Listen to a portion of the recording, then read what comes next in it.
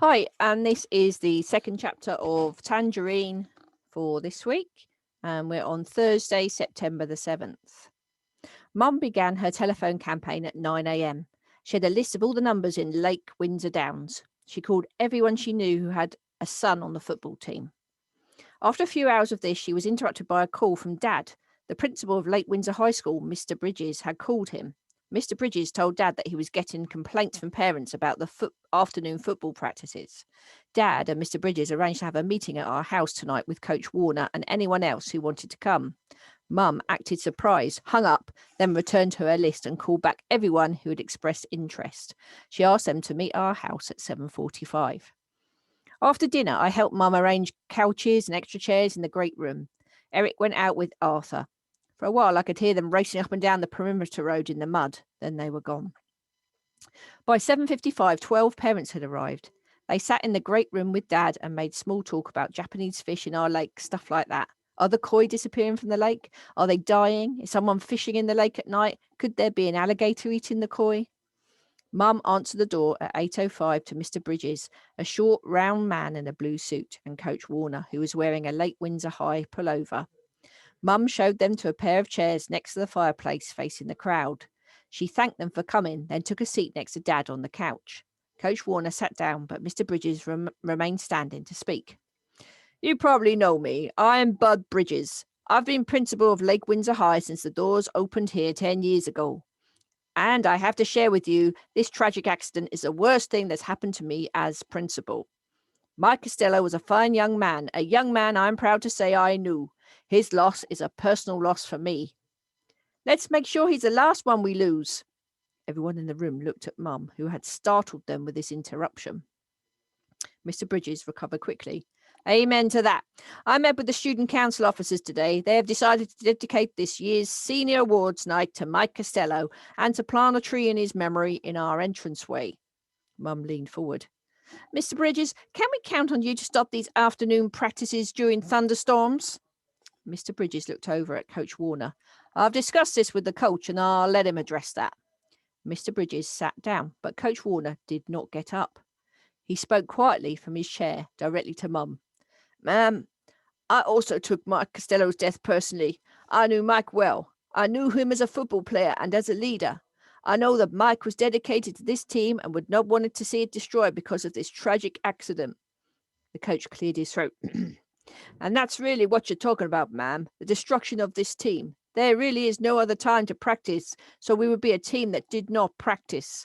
There are some boys who play for me, boys like Antoine Thomas, who are counting on football, and on this football season in particular, to get them into college.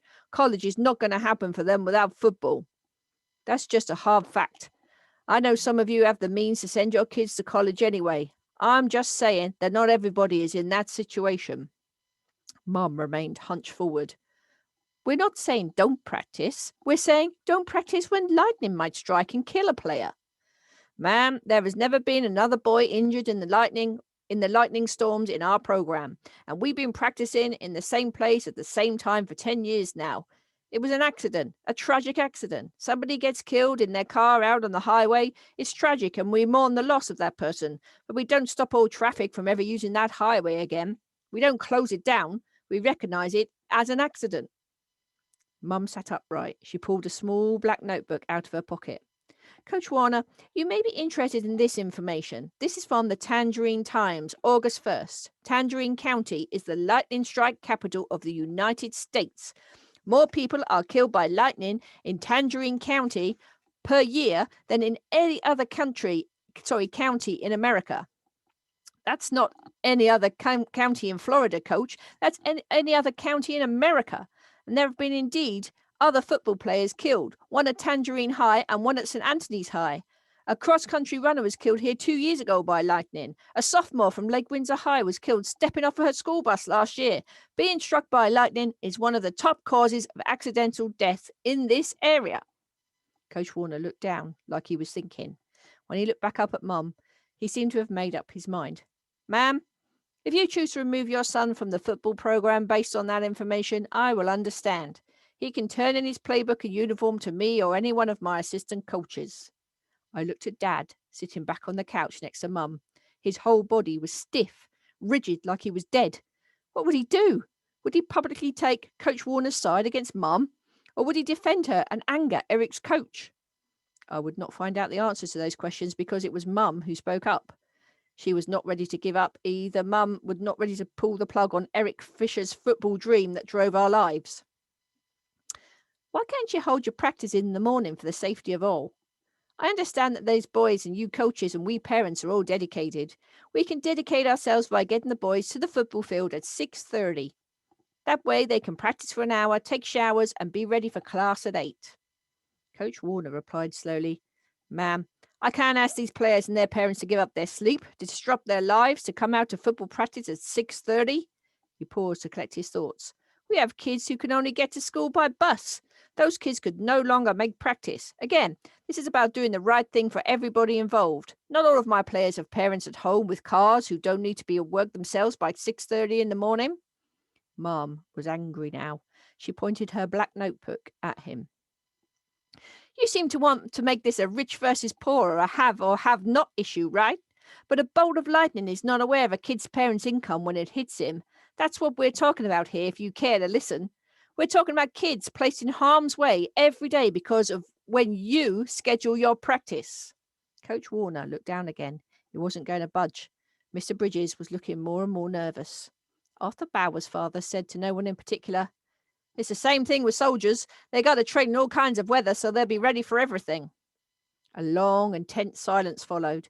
It was broken when a large man, larger than Coach Warner, stood up. He had a reddish grey crew cut and a big head and neck like a football player's. When he spoke, though, it was a surprisingly high voice. I'm Bill Donnelly. My son Terry and I live at 6200 Kew Gardens Drive. Some of you may know my house or know about it. It's the one that's been struck by lightning 3 times. Each time it's about 4 o'clock in the afternoon. My son plays football at Lake Windsor High, and I'm very proud of that. But I have to agree with Mrs. Fisher. We live in an area where this lightning strike stuff is a reality. He stopped and addressed the coach directly. I'm willing to drive my son to practice at 4 o'clock in the morning if I have to, and I'll take part in any kind of carpool we set up to make sure that every kid can get there. He turned and looked right at Mum. I can't sell my house because of this lightning thing. I can't get an insurance agent to write me a homeowner's policy. But I don't really care about any of that. I care about my son and what might happen to him. I can't even imagine what Jack Costello and his wife are going through tonight. Mr. Donnelly sat down, and the rest of the room finally came to life. Other parents leaned over to Mum to tell her that they'd take part in a carpool too. Mr. Bridges stood up to speak. He had to wait until the talking died down. Well, all right, I think it's a good suggestion.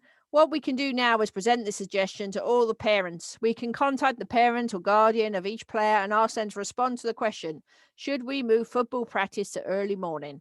Coach, does that work for you? Coach Warner was quick to agree. Of course, we can try that. Me and my staff are certainly willing. We'll ask all the parents, and if the majority want to do that, then that's what we'll do. He paused to look at Mum. Personally, I prefer another solution. Mum replied immediately, which is that we continue to practice in the afternoon, but we call a halt to it whenever there's a lightning strike in the area. That's every day, Coach. Every day at 4 o'clock. No, it's not every day. At this time of the season, we might have rain every day. We might have rain during some of our games too, but that does not mean there's a lightning striking in the area every day. The coach stopped and no one else spoke. Mr. Bridges took the opportunity to sum up the meeting. Then we're agreed on the course of action. We need to present this suggestion to the parents of all the players. If the majority want to move practice to the morning, we'll work together to solve the transportation problems that some boys might have. People around the room started mumbling and the meeting broke up. Mum thanked Mr. Bridges and Coach Warner for coming. They exited quickly. Other parents lingered for a short time at the door, thanking Mum. Mum made a point of thanking Mr. Donnelly right in front of Dad for speaking up to support our children. Dad pretended to be saying goodbye to somebody else, but I'm sure he heard. By 8:30, the house was empty of guests. Mum, Dad and I worked silently to restore the furniture and straighten up the great room. Mum headed upstairs first. She said goodnight to me, but she pointedly ignored Dad. When I went upstairs, he was standing alone by the fireplace, staring at the spot where Coach Warner had been sitting. Okay, that's the end of that chapter. We're going to share screen and get the questions for the next bit. Okay, let's go on to the next one. Okay, so who is Mr. Bridges is question 1. Number 2, why do you think the coach didn't stand up to speak at the meeting? Number 3, when mum and the coach disagree, what does a coach suggest? And number 4, who changes the principal's mind? What does he say? Okay, pause the video and then we'll talk through the answers. Okay, number 1, who is Mr. Bridges? Well, Mr. Bridges is the head teacher, or in America they call him principal of the high school and the middle school there. Number 2, why do you think the coach didn't stand up to speak at the meeting? Well, I don't think he really wanted to be there, did he? I think he thinks mum is a bit annoying, and the fact that they wanted to move the practice is just annoying to him. So sort of like lack of respect, isn't it? Not standing up to speak, just sitting in his chair. It's almost like he thought the meeting shouldn't have been held. Number 3, when mum and the coach disagree, what does the coach suggest? Well, he suggests a couple of things, but the main thing he suggests, which really puts the cat among the pigeons, is that Eric should quit football and hand in his uniform and stop going. And of course, that is something that they don't want, because this is this massive dream they've got about Eric becoming a massive football star and going to the big leagues. Number 4, who changes the principal's mind? What does he say? Well, I think the person who changes his mind is Mr. Donnelly, who lives in a house where the lightning keeps striking, because he says the same thing. You know, if this lightning keeps going on, which it does, and he can't even sell his house because of it, then they should keep their children safe. That's the most important thing. Okay, I'm going to stop share there, and that's the end of that chapter, and we'll go on to the next.